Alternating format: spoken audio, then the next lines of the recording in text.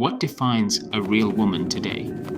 To truly answer this, we need to explore several dimensions: sex and gender, biological and physical attributes, and the perspectives on transgenderism. Let's break it down. What is sex and gender?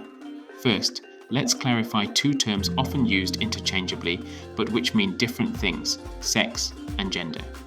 Sex refers to the biological attributes of an individual, including chromosomes, hormones, and reproductive anatomy. It's categorized as male, female, or intersex. Gender, on the other hand, is a social construct. It encompasses roles, behaviors, and identities that society deems appropriate for men and women. While sex is biologically determined, gender roles are influenced by culture and personal identity. For example, many single parents end up playing both roles in a child's life to the extent practically possible. Understanding this distinction is crucial when discussing what defines a woman. How is womanhood defined as a gender or sex? Womanhood can be viewed through the lens of both sex and gender.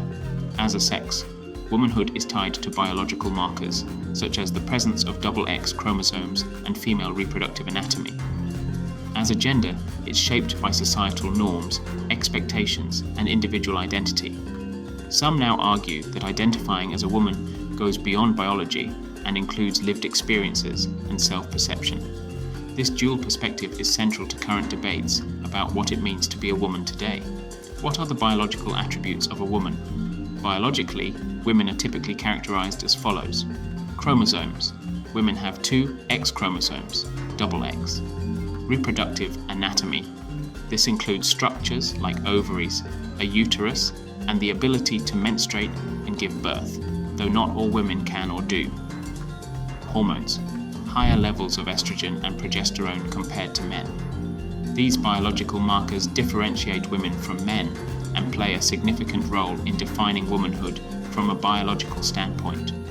What are the physical attributes of a woman? Physical attributes commonly associated with women include secondary sexual characteristics, breasts, wider hips, and a generally higher body fat percentage compared to men. Facial features, softer and less angular compared to male counterparts, though there's wide variation. Physical strength. On average, women have less muscle mass and physical strength compared to men, though individual differences can vary widely. While these attributes are common, they're not definitive, as there's immense variability within both sexes. How does a gender transition happen? For transgender women, individuals assigned male at birth who identify as female, the transition to womanhood can involve multiple steps: social transition, adopting a female name, pronouns and presentation, clothing, hairstyle, etc. Medical transition. This may include hormone replacement therapy, HRT, to develop secondary female sexual characteristics, and, for some, surgeries like vaginoplasty. Legal transition. Changing identification documents to reflect their gender identity. Trans women argue that their identity as women is valid and rooted in their lived experience. The question still remains: does gender identity alone suffice to redefine womanhood? What is the scientific stance on this? The scientific community is divided. Support for inclusivity. Many psychologists and sociologists argue that gender identity is a deeply ingrained part of who we are and should be respected. Biological realities. Some biologists highlight that biological sex is immutable and question whether self-identification can override these distinctions. Ultimately, the scientific stance depends on the discipline. Social sciences tend to focus on identity and inclusivity, while biological sciences emphasize the role of sex. What is the legal stance on this? Legally, the recognition of transgender women varies by country and state.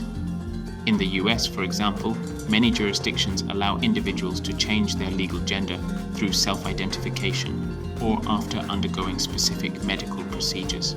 Laws like Title IX, although not originally formulated for this community, can protect transgender individuals from discrimination. but they've also led to debates about fairness in areas like women's sports and single-sex spaces.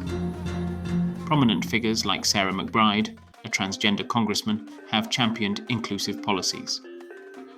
However, critics argue that these policies can sometimes conflict with protections for biological women, particularly in sports and other competitive environments. So, what defines a real woman today? The answer is as complex as it is controversial. But should it be?